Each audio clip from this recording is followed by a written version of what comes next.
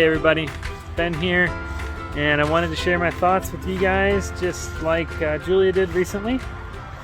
And yeah, so what are we doing here? The Urbstead, just like in the name, it's an urban homestead. We live in an urban setting, as you can hear and see by the lovely dividing wall here to the highway and all the sound of traffic. We want to do a little homesteading here in the middle of the city. And we have a little plot of land, not even a quarter acre, or maybe just a quarter acre. And we want to utilize it. We want to put it to work. One of the early on goals that we set for our family was to be able to provide for ourselves 10% of our grocery budget, which may or may not sound like a lot. To me, it was a goal that was lofty enough to reach for, but also attainable, and not something that's paralyzingly far away to get. So that was kind of the first idea. And once we found the house and bought the house, which is a whole nother story for another day, we got to looking at the land.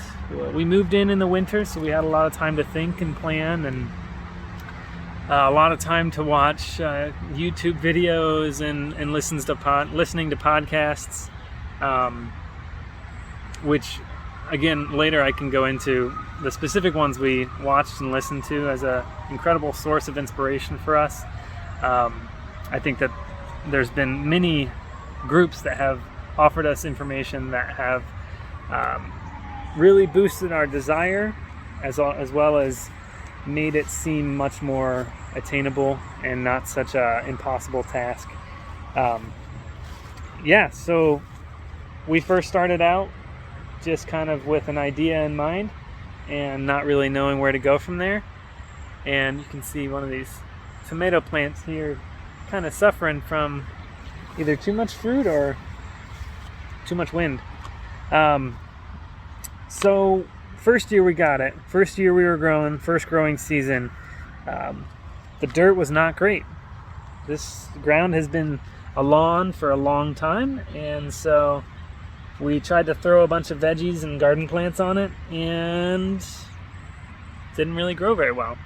So we're finding out that there's a lot more to growing than just having soil and plants.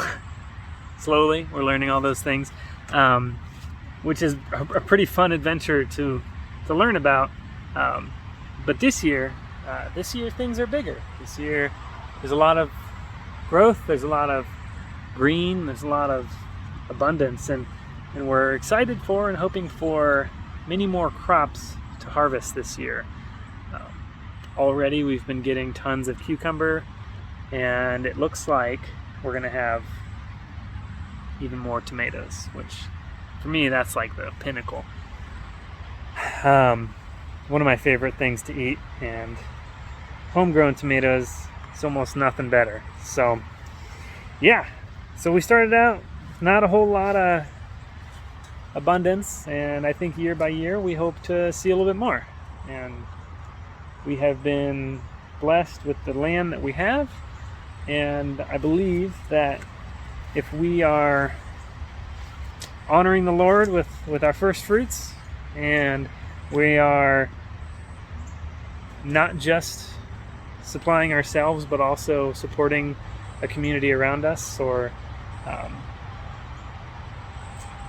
opening ourselves up to the idea of helping others, I think we've already seen lots of growth from it. We've already seen things happen that we were not really prepared for, and we have been stoked every time. This is a little update. We showed you a little Instagram picture of our loofah. It's probably now like 15 feet tall. It's crazy. So you can also follow us on Instagram at The Urbstead. URBSTEAD, with the word "the" in front of that, THE. So that's a quick update of where we've come from. We'll go into more detail about how we got the house, how we found the house, how we happen to be in a neighborhood with some of the people that we're in really close community with, as well as some other stories about how we've already been able to reach the community around us, reach some people, some families specifically, and also tell you more in different videos about how this has been a source of friendship. We've made many friends just from having plants in the front yard. People will stop by and comment, and day after day want to stop by and see some progress, and it makes things easier to communicate when there's something to talk about. So another thing that we're really glad for in this process. Yeah, so really quick, I just want to share some of our inspirations. Again, like I said, there are some YouTube channels, a couple, this channel called Back to Reality, and one called Self-Sufficient Me. More than that, but those were two very impactful ones, as well as the Urban Farm podcast. Between all three of those, we got kind of enough information to be dangerous with, and it brought it to a level that we felt that we could kind of start this on our own. We also have some experience growing up. My mom was a green thumb, to say the least, and Julia's grandma is also, both of them still are green thumbs, and Julia's grandma raised chickens, so there's that little bit of history that kind of brought us to the place of having our own chickens back there. And anyways, so we're very grateful for all of those people and sources of information, and yeah, that's just all part of the journey that brought us here. So speaking of the journey, thank you for joining with us, and we hope that this is the start of something beautiful, something edifying, something life-giving and encouraging to you as well. So grow on, and thanks for watching.